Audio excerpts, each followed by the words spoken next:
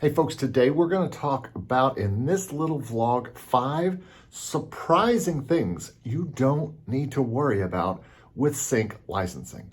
So let's get into filming position. So I don't have to hold this camera the whole time.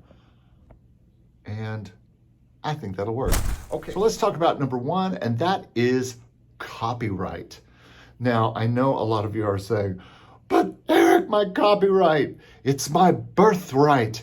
It protects me. If someone wants to take my song, that's not necessarily wrong.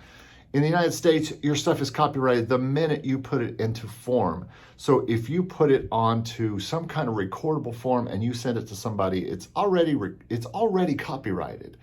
Is it really? I mean, I've talked to music supervisors and music publishers who say it's only provable in court with a document from the Copyright Office. What if someone copyrights it the same day that you do? It's still back to he said, she said, or they said, or whatever pronoun you want to use.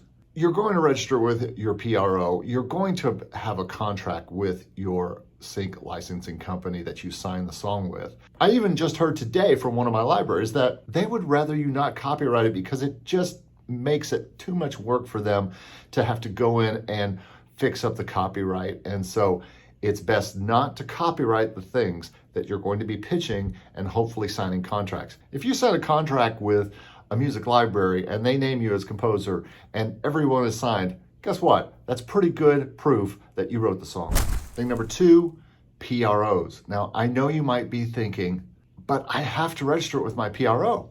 Because if I don't, I won't get paid in the back end of a sync licensing deal when a show is using my music or some other kind of use. Here's the biggest deal with PROs and exclusive libraries.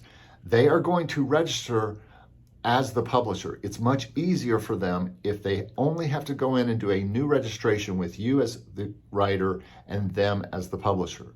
They would much rather go in and do a new registration than have you have already put it in there and they have to change it.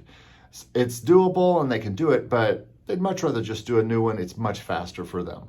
I've just seen this happen with some of my exclusive libraries, putting new registrations up into my PRO account, to my BMI account, and guess what? It works just great. They're the publisher, I'm the writer, and I didn't have to fool with PRO. So that's another thing you don't really have to do with an exclusive sync licensing deal.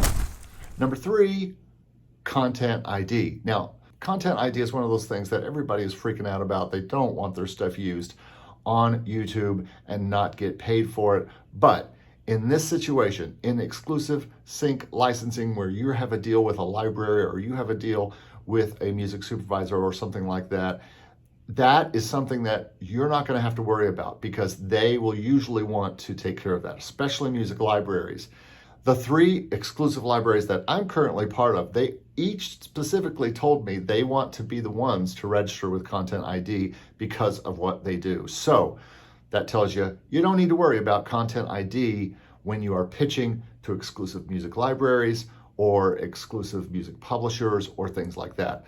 They will want to take care of the Content ID. So don't even worry about that. But I'll be doing a video about Content ID next. And so you'll see that right up here when it's ready. And let me tell you, I'm going to cover it all really quickly and really simply, and you're going to understand it a lot better just because sometimes you don't even need to worry about it, but sometimes you do. So we'll talk about that on the next video. Okay, and thing number 4, ISRC codes. Now, this is one of those things that I know that a lot of people have questions about. People have asked me this several times so far since I've started this channel. What about ISRC codes and licensing? Well, here's the deal. They don't matter. And the reason they don't matter is because ISRC codes are meant to track mechanical licensing things. So CDs, songs on Spotify, and on all the music services and things like that. That's what ISRC codes are for. They are not used in licensing. They're not part of the sync license. They're not part of paying your PRO. So ISRC codes are not important in exclusive sync licensing or any licensing because they don't really figure in to how that money gets paid to you.